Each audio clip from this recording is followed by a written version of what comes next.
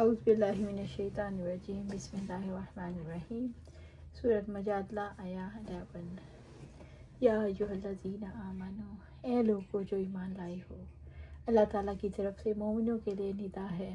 اے لوگو جنہوں نے اللہ تعالیٰ اور اس کے رسول کی تصدیق کی صلی اللہ علیہ وآلہ وسلم۔ اذا قیل لکم تفسحوا فی المجالس فافسحوا، جب تمہیں کہا جائے مجلسوں میں کشادگی پیدا کرو تو جگہ کشادہ کر دیا کرو۔ جب آپ لوگ مجلس میں بیٹھیں تو ایک دوسرے کا خیال کرتے ہوئے کشادگی پیدا کریں، یہ آداب مجلس کا حصہ ہے، اور یہ ان آداب میں سے ہے جو اللہ تعالیٰ نے اپنے بندوں کو سکھائے ہیں۔ مجلس سے مراد ہر وہ گیدرنگ ہے جہاں مسلمان اجر خیر اور علم کے حصول کے لیے جمع ہوں، خواہ یہ مجلس واعظ ہو یا جمعہ کی مجلس ہو۔ یفسح اللہ لکم، اللہ تعالیٰ تمہارے لیے کشادگی پیدا کرے گا، یعنی تم نے اپنے بھائی کے لیے وسعت پیدا کی، اللہ تعالیٰ تمہارے لیے وسعت پیدا کرے گا۔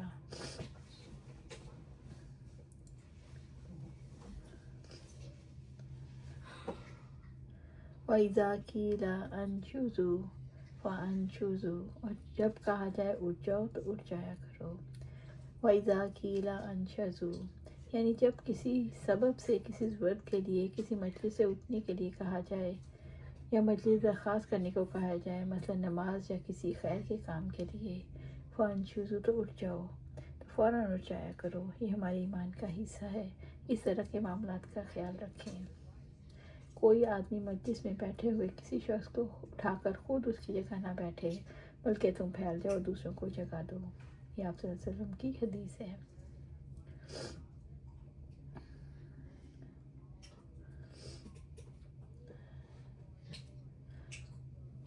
یرفع اللہ الذین آمنوا منکم والذین اوتوا العلم درجات، اللہ تعالیٰ ان لوگوں کے درجات بلند کرے گا جو تم میں سے ایمان لائے اور جن کو علم دیا گیا، اللہ تعالیٰ ان کو بلند درجے عطا فرمائے گا۔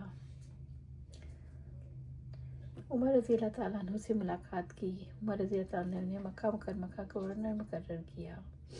نافع بن عبد الحارث کی بات ہے۔ عمر رضی اللہ تعالیٰ نے ان سے پوچھا، وادی مکہ میں اپنا قائم مقام کس کو بنا کر آئے ہو؟ انہوں نے جواب دیا، میں ابن ابسی کو قائم بنا کر آیا ہوں۔ عمر رضی اللہ تعالیٰ نے دریافت کیا، ابن ابسی کون ہے؟ انہوں نے کہا، ہمارے آزاد کردہ غلاموں میں سے ہے۔ عمر رضی اللہ تعالیٰ نے فرمایا، تم ایک آزاد کردہ غلام کو اپنا قائم مقام بنا آئے ہو؟ انہوں نے کہا، امیر المومنین، اس کے لیے وہ کتاب اللہ کا قاری ہے، میراث کا عالم ہے اور قاضی ہے۔ پھر عمر رضی اللہ تعالیٰ نے کہا، ہمارے نبی صلی اللہ علیہ وسلم کا فرمان ہے، اس کتاب کے ذریعے اللہ تعالیٰ کچھ لوگوں کو سربلندی عطا فرما دیتا ہے اور کچھ کو ان سے اعراض کرنے کی وجہ سے پست کر دیتا ہے۔ واللہ بما تعملون خبیر، اور جو تم کام کرتے ہو اللہ اس سے پوری طرح باخبر ہے۔ اللہ تعالیٰ نے مجلسی معاملات کے حوالے سے بیٹھنے اور اٹھ جانے سے اپنے خبیر ہونے کا شعور دلایا۔ اللہ تعالیٰ نے ایمان اور علم والوں کے درجات کی بلندی سے اپنے خبیر ہونے کا شعور دلایا۔ تمہارے تمام اعمال کی اللہ کو خبر ہے۔ سورۃ مجادلہ آیہ 12۔ یا ایھا الذین آمنوا اذا ناجیتم الرسول فقدموا بین یدی نجواکم صدقہ، اے لوگو جو ایمان لائے ہو، جب تم رسول اللہ صلی اللہ علیہ وسلم سے کوئی سرگوشی کرو تو اپنی سرگوشی سے پہلے صدقہ پیش کیا کرو۔ اللہ رب العزت نے مسلمانوں کو آپ صلی اللہ علیہ وسلم کی تعظیم کے لیے حکم دیا کہ آپ صلی اللہ علیہ وسلم سے سرگوشی کرنے سے پہلے صدقہ ادا کرو۔ ذالک خیر لکم واطہر، یہ تمہارے حق میں بہتر ہے اور یہ بہت پاکیزہ ہے۔ رب العزت نے سرگوشی سے پہلا صدقہ ادا کرنے کی ترغیب دلائی، فرمایا آپ صلی اللہ علیہ وسلم کی تعظیم کا یہ عمل اہل ایمان کے لیے زیادہ بہتر اور پاکیزہ ہے۔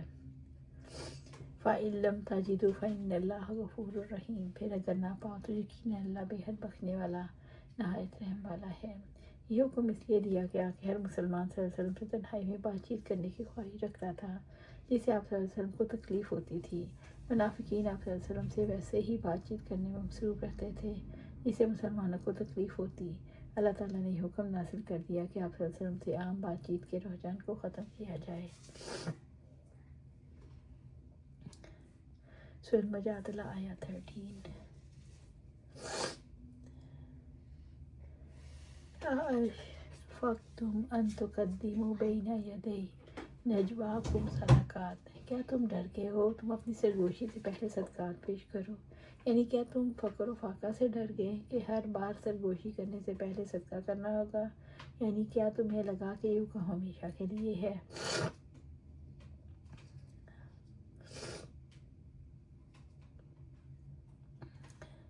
अशफ़क़्तुम अन तुक़द्दिमू बैना यदै नजवाकुम सदक़ात, क्या तुम इस हुक्म से डर गए तो अपनी सरगोशी से पहले सदका दिया करो। फ़ाइज़ लम तफ़अलू, सो जो तुमने ऐसा नहीं किया खैर है कि तुमसे इस पर अमल नहीं हो सका। वताबल्लाहु अलैकुम, अल्लाह ताला ने भी तुम्हें माफ़ कर दिया। यानी अल्लाह ताला ने भी इस काम में तुम्हारी मशक्क़त देखते हुए सदका करना तुम्हें माफ़ कर दिया। वाक़ीमुस्सलात, और नमाज कायम करो। वातु ज़का, और ज़कात देते रहो। वातिउल्लाह व रसूल, अल्लाह और उसके रसूल की अताअत करो। वल्लाहु ख़बीरुम बिमा तामलून, और जो कुछ भी तुम करते हो अल्लाह ताला उससे बाखबर है।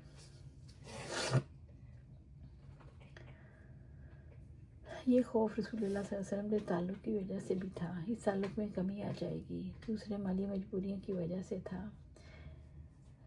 इससे मुराद है अल्लाह ताला ने मुसलमानों से तख़फ़ीफ़ करके इसका हुक्म मनसूख़ कर दिया।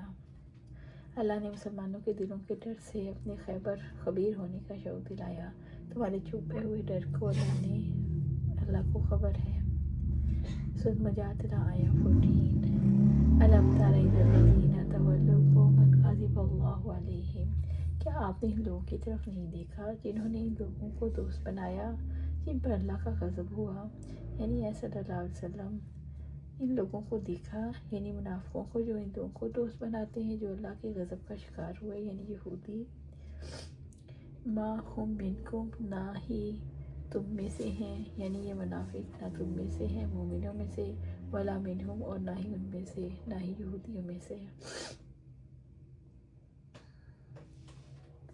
आप सल्लल्लाहु ने फरमाया मुनाफिक की मिसाल इस बकरी की तरह है जो दूर रेवड़ों के दरमियान मारी मारी फिरती है, कभी इस रेवड़ में चढ़ती है कभी इस रेवड़ में। वयहलिफून अलल कज़िबी व हुम यालमून, और वो झूठी बात पर कसम खाते हैं हालांकि वो जानते हैं। यहूदियों के ईमान के ज़बानी दावों पर मुसलमानों का एतमाद ख़त्म हो गया। मुसलमानों से वो कई किस्म की वफ़ादात हासिल कर रहे थे। इस वजह से उन्हें झूठी कस्में खाकर मुसलमानों को अपनी वफ़ादारी का यकीन दिलाना पड़ता।